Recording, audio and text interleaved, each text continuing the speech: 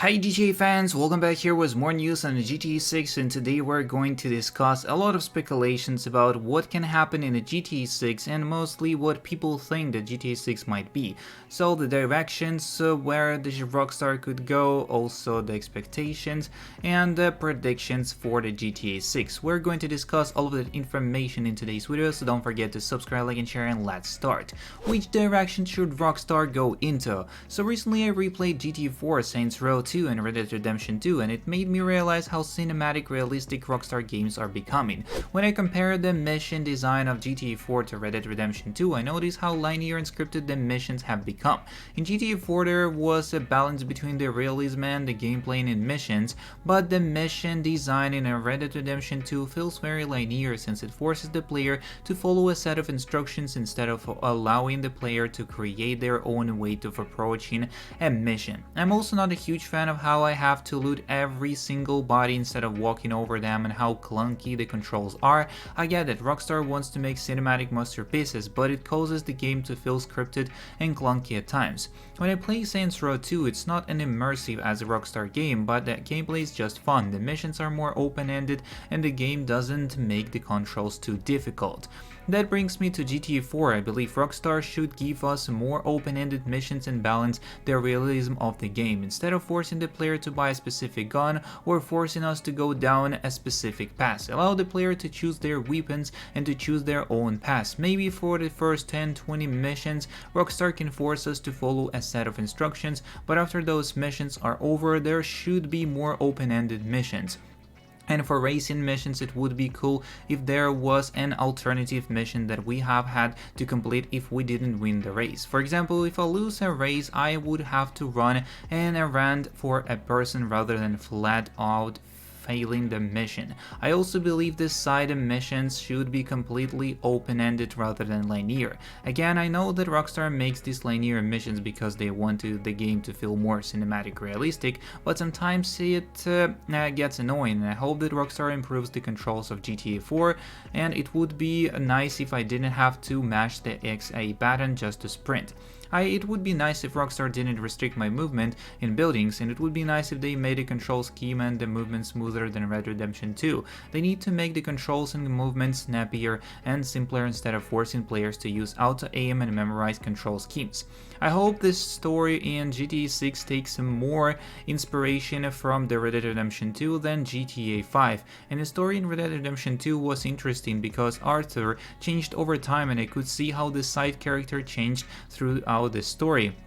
And in GTA 5, Franklin is an NPC with a little backstory. Michael is trying to retire, and Trevor is a two-dimension character. I get that GTA is supposed to be a parody of American culture, but I also want a story that tells us about the harsh realities of American culture. GTA 6 could give us a message about the realities of being in a relationship or the realities of resorting to crime. GTA Vice City gave us the harsh reality of how money and power can ruin friendships, so I believe GTA 6 could do good with a similar approach. Ideally, the story will give us a reason to love the game, and the open-ended mission will give us a reason to replay the game.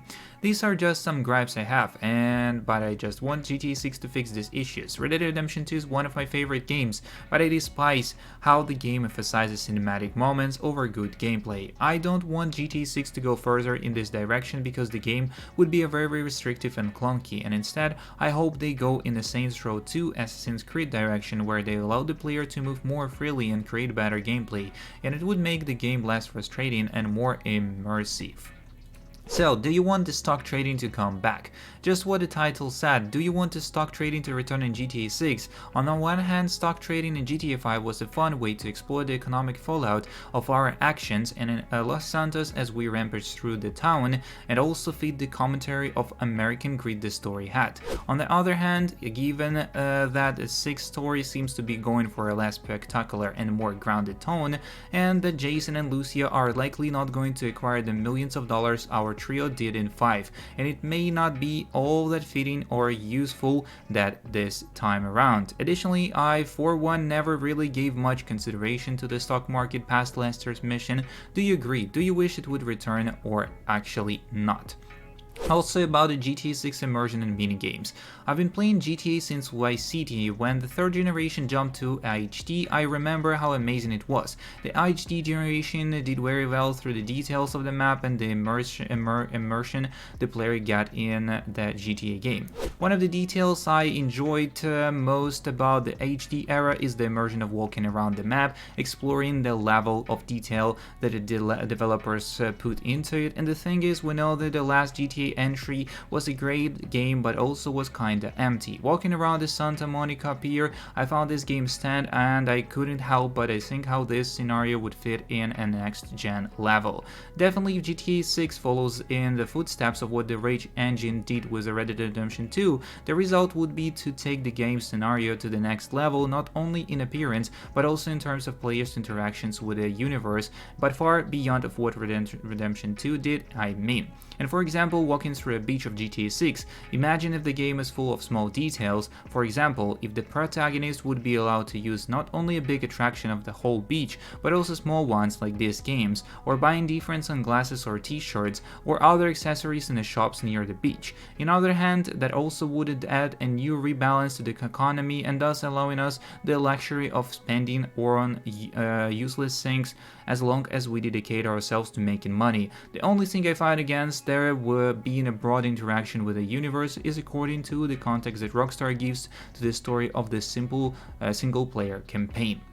With all that being said, we already got a lot of updates and news on the game, and only we have two is just discussions and speculations. Let's discuss and speculate more as we are waiting for the GTA 6 trailer. Don't forget to subscribe, like, and share for more updates as well as more speculations, because I guess it's kind of interesting to think about what people think on the game and what they expect from it. We're going to talk about more predictions in the next video, so don't forget to check it out as well. See you in the next one, and peace.